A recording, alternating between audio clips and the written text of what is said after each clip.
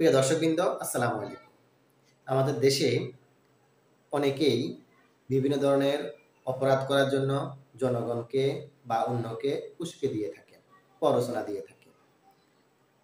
এমনভাবে প্ররোচনা দেন যেন মানুষ অপরাধ করে, আবার নিজে সাধু সেজে থাকে।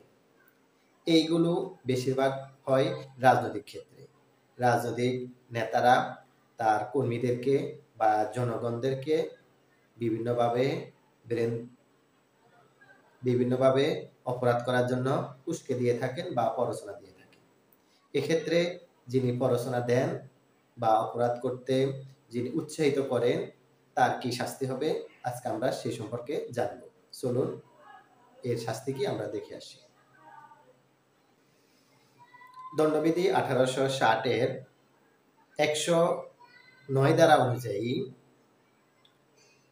যদি কোনো অপরাধ করার জন্য কাউকে প্ররোচনা দেওয়া হয় বা উস্কে দেওয়া হয়, তাহলে এর শাস্তি হবে মূল অপরাধের সমান। অর্থাৎ যিনি প্ররোচনা দিচ্ছেন উনি নিজেই ওই অপরাধটি করলে যে শাস্তি হতো, এক্ষেত্রেও প্ররোচনা দেওয়ার ফলে যদি ওই অপরাধটি ঘটে থাকে তাহলে তার একই রকম শাস্তি হবে।